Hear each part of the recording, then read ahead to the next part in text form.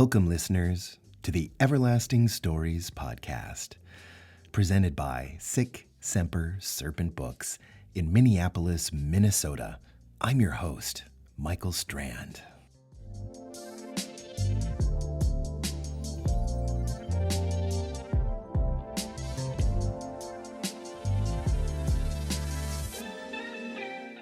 Tonight, we are bringing to you the third entry in the News from Crate series by Nathaniel Hicklin, titled A Good Fit.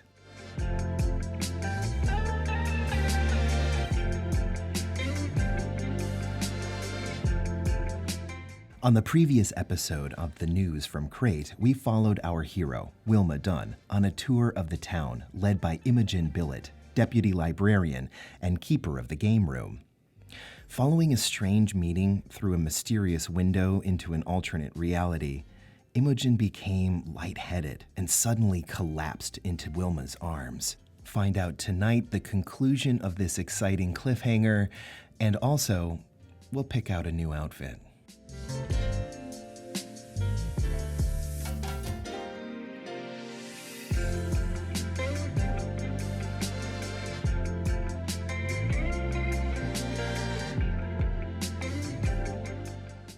This podcast is brought to you based on generous support from our subscribers at patreon.com. If you like this podcast, head on over there and you can get early episodes weeks before anyone else at the $3 a month level. And for $1 a month, you can read the entire archive of written stories. That's almost 40 stories now, including all of the news from Crate, as well as dozens of other stories by talented, brilliant, up-and-coming Minnesota writers. So, if you value independent literature and you want to directly support it, Semper Serpent is the way to go. We're creating pulp fiction for the 21st century. It's fun, it's progressive, it's positive, it's interesting, it's magical, and we love doing it. That's why we need your support, so that we can continue to create this podcast for years into the future.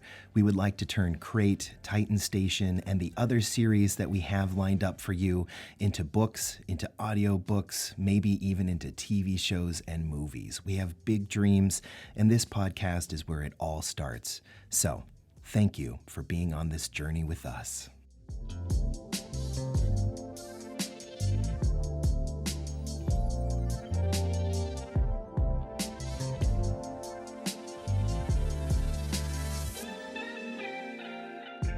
All right, let's get down to it. This is A Good Fit, the third entry in the News from Crate series by Nathaniel Hicklin, and it begins right now.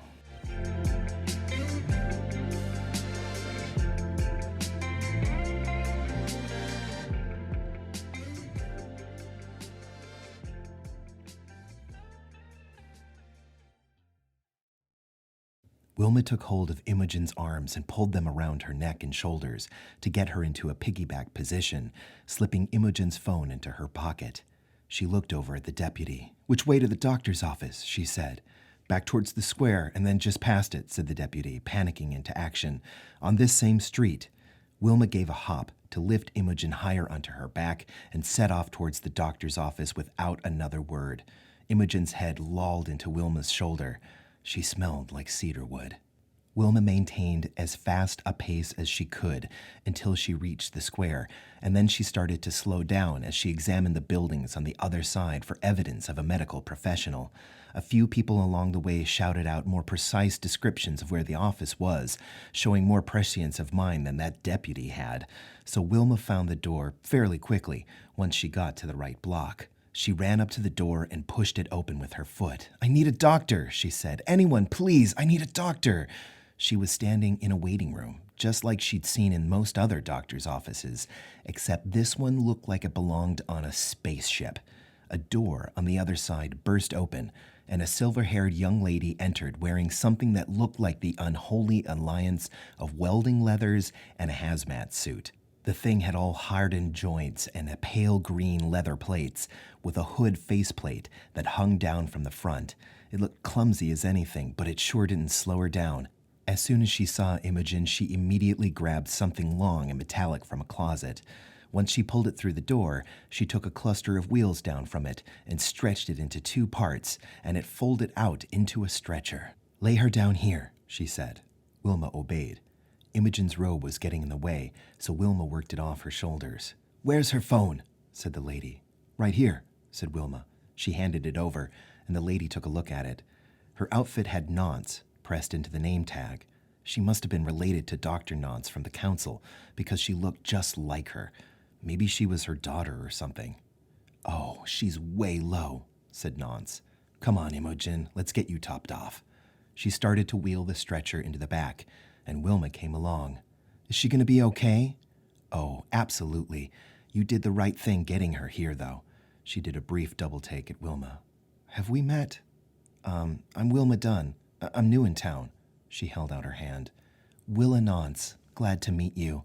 They shared a split-second handshake before pushing the stretcher into another room with a bed and a lot of equipment. Some kind of white plastic shell thing hung on one wall and looked like the back half of a medieval suit of armor, smooth and white, with glowing bands across the major joints. Willa went over to the armor and started adjusting some things as another door opened and the doctor walked in. At least, Wilma assumed she was the doctor. She wore a long white coat, which looked like leather, and she wore a blouse, skirt, and boots under the coat that could only be called elegant, which were also made of leather. She had a bun of silver hair pinned up behind her head, and she looked just like Dr. Nance. Wilma was starting to sense a theme here. "What do we have, nurse?" "Miss Billet is a little overdue for an insulin refill, doctor." Get the system ready, nurse. Sci-fi process to upper pelvis." "Yes, doctor." Nurse Nance started detaching the middle of the plastic shell from the rest of it. "You're the one who brought her in?" the doctor asked Wilma as she started to examine Imogen's vitals. "Yes, I carried her here from the sheriff's office. My name's Wilma Dunn." Right. Willie said there would be a new member of the council." "My name is Dr. Mina Nance." "Of course you are," Willa replied. "Well, she seems fine," said Dr. Nance. "Let's get her filled back up. Are you all ready, nurse?" "All ready, doctor." Nurse Nance had placed the midsection of the shell onto the bed and attached it to a bright white console with glowing leads at the top. The two of them lifted Imogen into the bed, her bare midriff just barely fitting inside the bounds of the device. Dr. Nance operated the controls on the console, and the edges of the shell extended up over Imogen's abdomen until they met at the top. A screen lit up on the console with a kind of X-ray image of Imogen's inside, with a checklist next to it that Dr. Nance started selecting items from. When she had selected every item on the list but one, she flipped a large switch. Lines of light appeared on the surface of the shell, which slowly grew and widened to fill the entire surface with blue-white light. The glowing leads flared. Imogen's eyes flew open, and she gasped. "What? Where?" Her eyes darted around the room, and she started to calm down. "Oh, right. Doctor's office," she said. She looked at Wilma. "Thanks for the help, doll." "Are you okay?" asked Wilma. The light from the shell was starting to fade and retract toward the top and bottom edges. "Oh yeah, I'm A-okay," said Imogen. She started to giggle. "A-O-I-O-K-E-I-O." "Yeah, that happens," said Willa. "She's going to be a little giddy while the system manages her vitals." Wilma looked down at the shell. The light was reducing from a single big glow back into separate lines, but there was nothing between them anymore. The two rings at the top and bottom edges of the shell were still encircling Imogen, but everything between was gone, except for the lines of light, and as Wilma watched, even those faded away too, leaving behind a hard, grayish, oblong thing lying on the bed that almost looked completely like a pancreas. Dr. Nance reached down and picked up the artificial pancreas lying on the bed. From within the empty gap between Imogen's chest and hips, where her abdomen should have been, Wilma walked back and forth around the bed, trying to see the edges of the effect, but there was nothing. all she could see was Imogen in one more piece than usual, tapping the bed with her hands and bouncing her foot as she hummed a weird little tune to herself, seemingly none the worse for wear. Wilma said, pausing to decide how to finish the thought. Is it supposed to do that? Mm-hmm, said Dr. Nance as she withdrew a small nozzle from the console and inserted it into an intake port on the artificial gland. This system allows me to gain access to problem areas by removing the surrounding tissue in other bodies, and it assumes the necessary functions for the duration. It is so much safer than invasive surgery. She twisted a knob, and the thin, curled hose leading to the nozzle slowly began to fill with fluid. Fortunately, it can maintain the patient for longer than the 45 minutes this is going to take. Is the flow governor still obstructed? Said Nurse Willa. I've told Willie that the council needs to send someone to fix it, but... Dr. Nance stopped suddenly before snapping her fingers and turning to Wilma. That's right, you took over Amos's job, didn't you? Yeah, I have, said Wilma, drawing the tool from her belt holster. Is this a me kind of problem, then? Yes, indeed. The access panel is on this side of the bed. Over here, she said, waving Wilma around to her side. Wilma stepped around the bed, taking another look at Imogen from this angle, just to make sure it was still weird, and, yeah, it was. And then she knelt down by the bed. She lifted and twisted the latch and pulled the panel aside to reveal a tangle of pipes and hoses.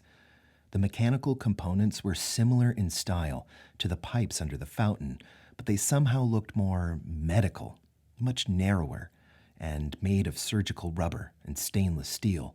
They felt more precisely made, too, probably for carrying sensitive chemicals and pharmaceuticals. The joints and fittings were still ringed in the same green color as the pipes under the fountain, so she deployed her tool and got to work. As she adjusted things, she felt something brush against her ear. She looked up to see Imogen looking down from the bed and reaching down to her, fiddling with her earlobe. You got nice hair, she said in a drunken slur. Wilma peeked over the edge of the bed. Imogen's lower half was still where it had been, the top of her hips capped by a glowing white disc. But the rest of her, the top half, was now rolled over and turned to the side. Now she looked even weirder. Wilma tried to focus on her work and ignore the bizarre physiological shenanigans going on above her, but the playful taps on her ear and nose were a little harder to ignore.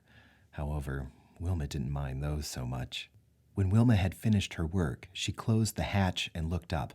Dr. Nance looked at the console and nodded in satisfaction. Oh, much better, she said. This should only take 3 minutes now. Thank you so much. No problem, said Wilma. She waved a hand in the general area of Imogen and what her various bits were up to. Is that going to be a problem at all? No, of course not, said Dr. Nance. We'll have her back to normal in no time. Don't worry. It's weird to hear the word normal around here, said Wilma. It's all relative, replied Willa. Imogen kept repositioning herself to get an angle on Wilma's hair, but Wilma managed to hold her more or less in position. When Dr. Nance was done, she coiled the hose and placed the pancreas back into the gap where it had laid. She then flipped a large switch on the console in the opposite direction, and the lights on either side of the gap in Imogen's body began to grow toward each other, extending glowing threads across the distance and shrouding the replacement organ in light. When Imogen's torso had been filled, the glow in the space and the connecting leads began to fade until the shell was visible and intact again. Imogen blinked a few times and worked her jaw back and forth like she was trying to pop her ears, and then she rolled off the bed and lifted her arms away from her body so Willa could open the shell and detach the leads. She twisted her shoulders back and forth, and then she took her robe from the bed and put it back on. Thanks a bunch, Doctor, said Imogen. See you in a few months. I will see you then, said Dr. Nance. And next time, make sure you mind your levels. You got it. Imogen and Wilma stepped out of the doctor's office. Wilma was more or less ready to head for the next stop on the tour, but Imogen looked like she had something to say. Hey, Wilma, said Imogen. I'm a little fuzzy about what exactly I may have said while I was getting worked on, but I vaguely remember saying some things that might have been a little forward. Wilma smiled and held up her forefinger and thumb, their tips almost touching. "Oh, just a little." "Yeah, that's what I thought," said Imogen. "I can get a little giddy when I'm getting my refills. Dare I say flirty. I apologize if I pushed it a little too far." "Don't worry about it," said Wilma. "Believe me, I let people know when they really offend me, and I for sure still like you." She leaned closer and bent down to Imogen's ear, deciding that this was worth a try at this point. "Besides," said Wilma, "if you thought that was flirty, I might have to show you a little something." She reached down to Imogen's exposed midriff and gave it a little pinch. Imogen touched the area and looked up at Wilma, a little confused.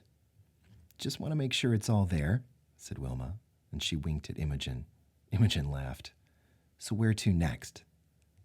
"Oof," said Imogen, as if coming to terms with a serious dilemma. "Well, you would have seen Wolfgang's shop on your way in yesterday. I mean, I thought it would be a little much to show you the window and the doctor's office in the same day. I don't want to front-load the town too much." "Well, how about this?" said Wilma. "I've seen a lot of really banging outfits around. I mean, you don't see a lot of steel cable knit robes like you're wearing," Wilma said, gesturing up and down at Imogen. "Is there a place in town where you can get clothes like these?" "Oh, yeah," said Imogen. "Great idea. Let's go meet Chester and get you set up with a new outfit."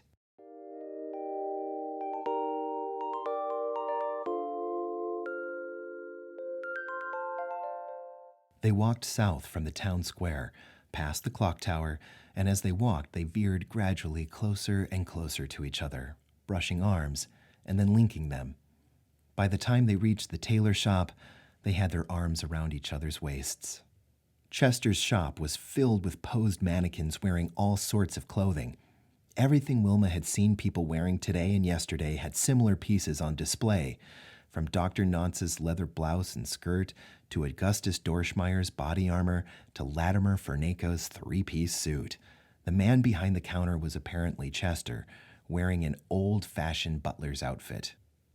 Standing at the counter, facing away from Wilma and Imogen, was a woman wearing a formal spacesuit, or at least that's what it looked like at first. It was made of rigid segments like Augustus's armor, but this suit's plates fitted together much more closely, gliding over each other like oil as the wearer moved and followed her curves. The plates were a blue-green color with artificially applied highlights that caught the light like diamonds.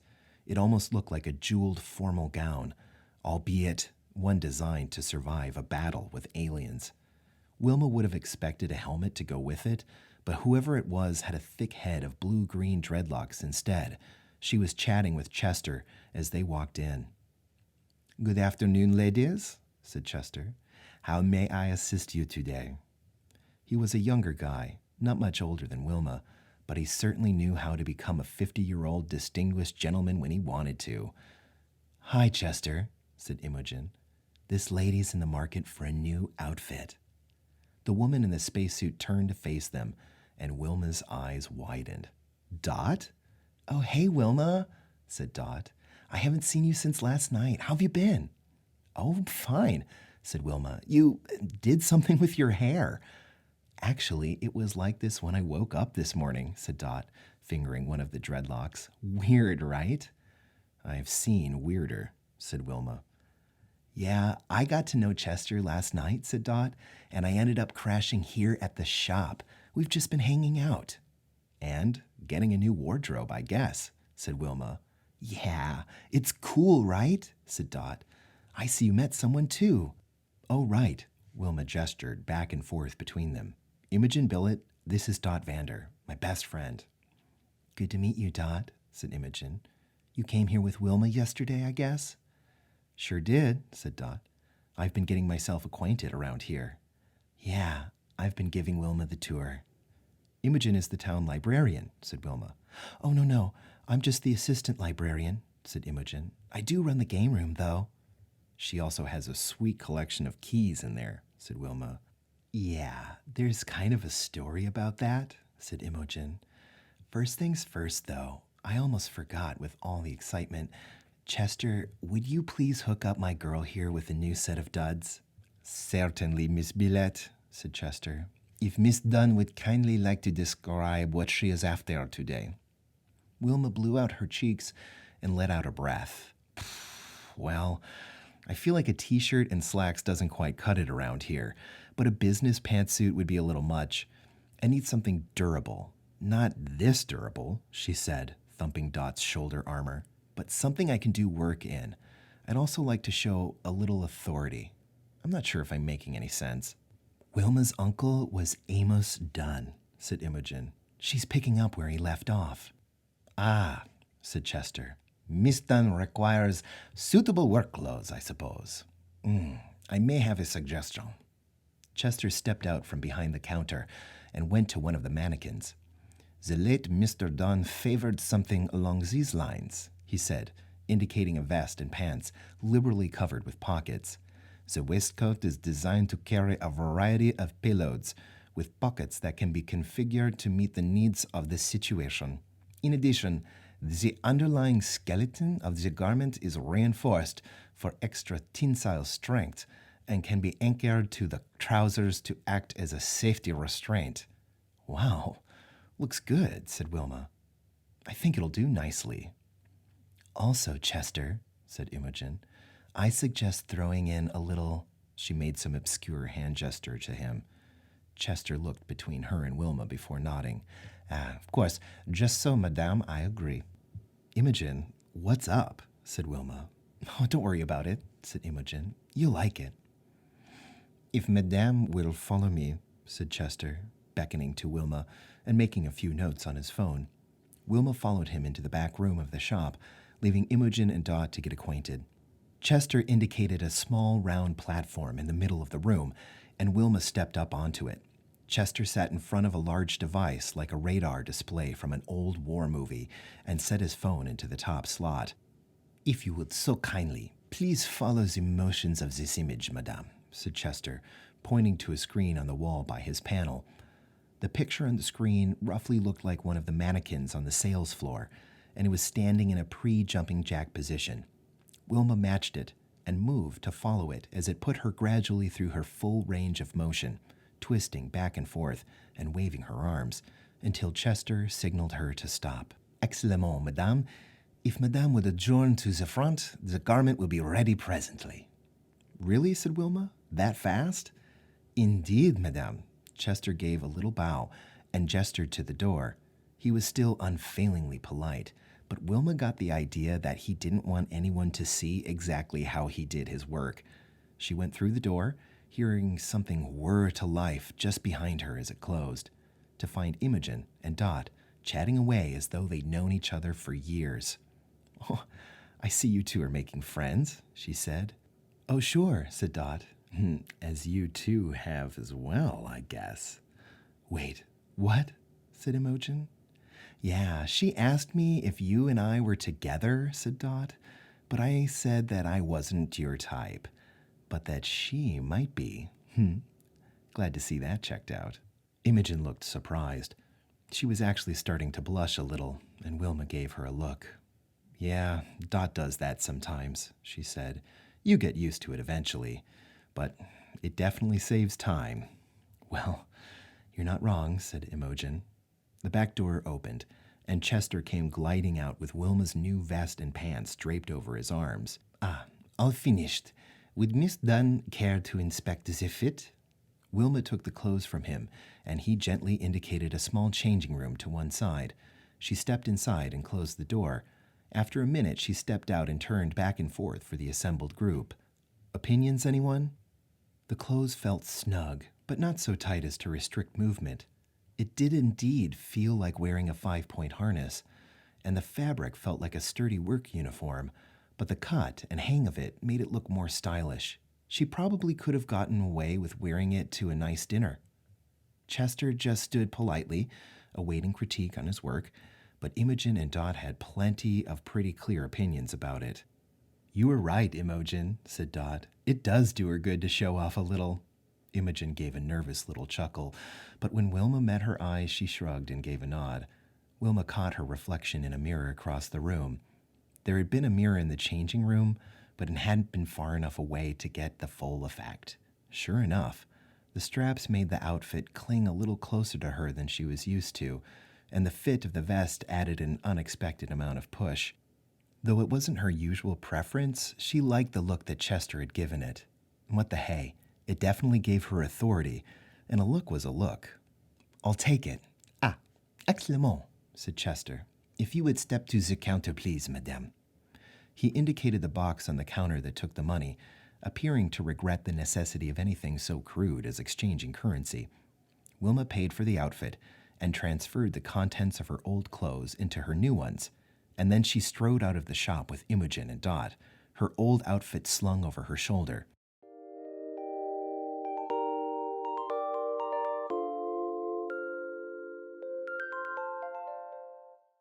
The new vest had a large pocket on the front which held her phone on a hinged flap which allowed her to read it with no hands. She figured it would be super handy. So, what do you two have planned for the day? Asked Dot as they walked back towards the clock tower and the library. Gonna go play some games at the library? She elbowed Wilma in a way that was almost certainly not supposed to be subtle. I'm going to assume that you mean the actual game room at the library, said Wilma, her arm around Imogen again. And that actually sounds like a really good idea. What kind of stuff do you have in there, Imogen? Oh yeah, exclaimed Dot. And what about those keys? They sounded interesting. I can show you some of the board games I have, said Imogen. Actually, it's one of the more common things people in town do for fun.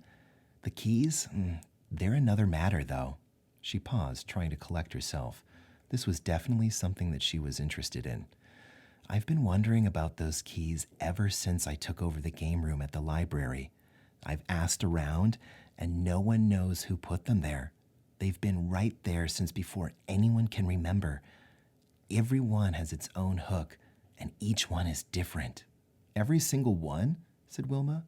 You've looked at all of them up close? I honestly don't have a lot of real work to do at the library, said Imogen, and some days in the game room are less busy than others. So yeah, I've examined the keys extensively. Some of them are for modern pin locks, and some are for old-fashioned tumblers, and some are older than that, and some of them, I have no idea what kind of lock they're supposed to fit in.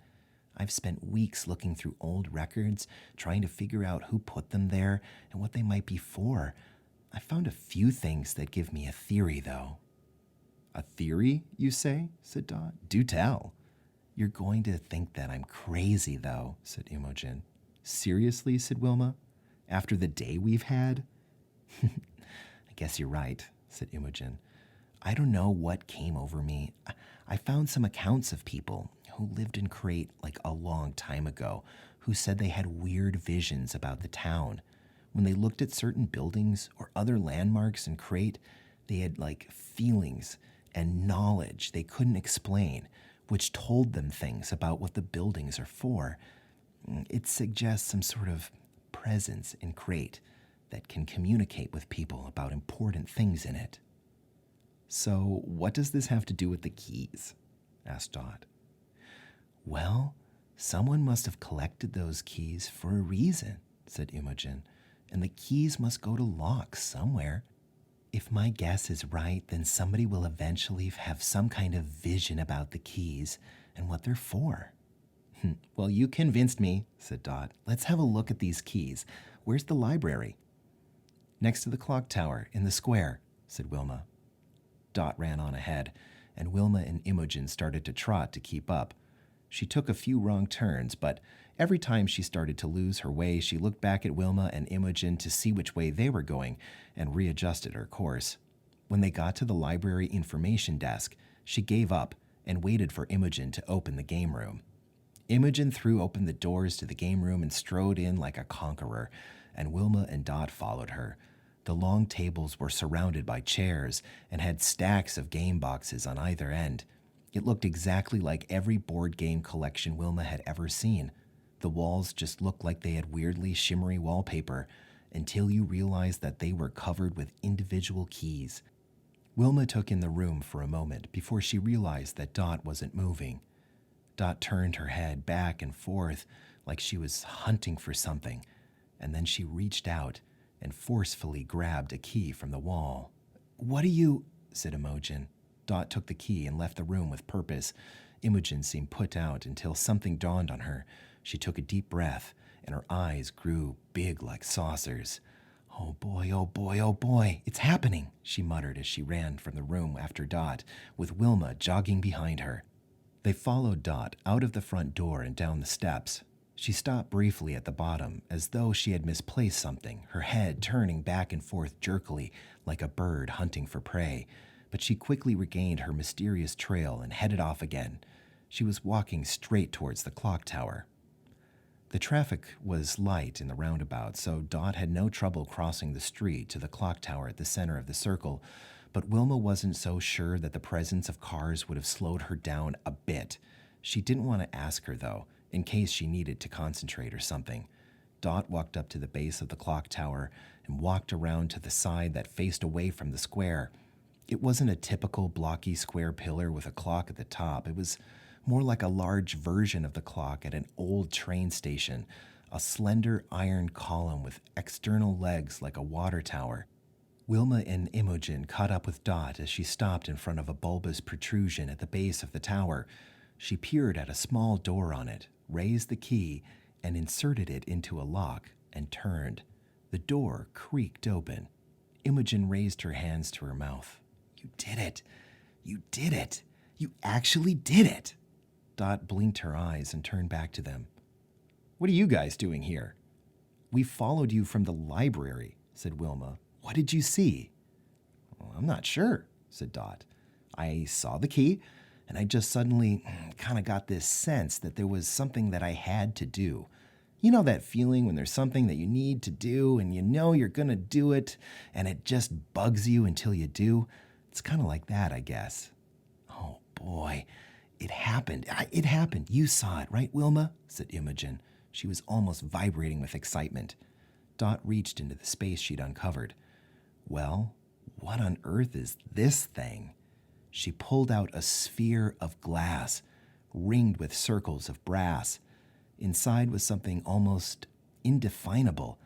It appeared to be made entirely of flower petals, endlessly weaving in and out of each other, made of something shimmery and bright. Shapes and symbols were inscribed on the brass circles that surrounded the sphere and on some of the petals inside. Imogen just bounced up and down, clasping her fingers in front of her. She was so excited she couldn't even speak. "I have no idea what this is," said Wilma, "but I really look forward to finding out."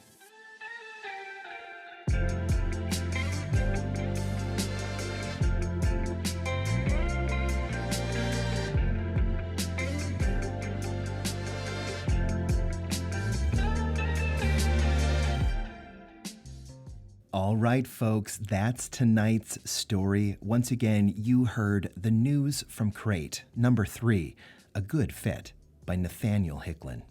Next time, we will be back with more news from Crate and part 4, Below the Surface.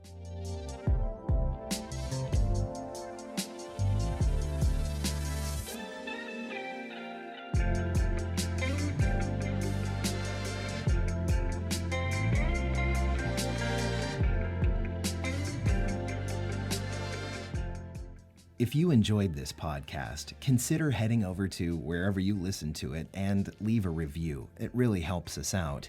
And also, please consider sharing us on social media. Chances are your friends will like it too. And if you really love this podcast, you can get access to early episodes at patreon.com/SickSemperSerpent at the $3 a month level. And if you just want to read this story and the entire archive, you can do so at the $1 a month level.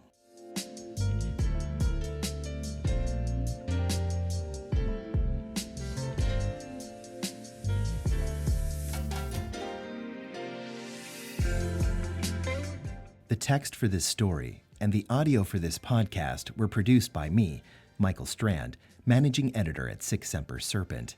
Tonight's episode was authored by Nathaniel Hicklin, Sic Semper Serpent writer, and it was published by T. Martin Krause, editor-in-chief at Sic Semper Serpent. If you like the music tonight, it's provided by Lackey Inspired. Head on over to soundcloud.com/Lackey Inspired to check out his work. It's pretty awesome.